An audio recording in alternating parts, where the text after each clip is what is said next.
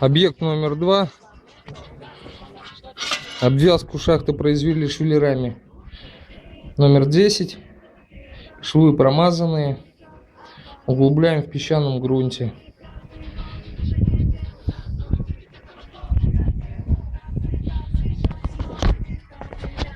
Там потом установишь.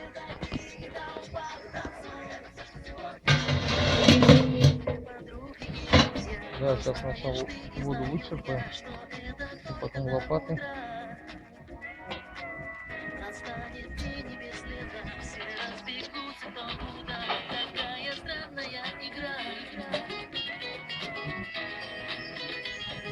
В песке нет ничего невозможного. Любой колодец спустя хоть 10, хоть 15 лет можно просадить там. Лишь бы быть подготовленным к этому.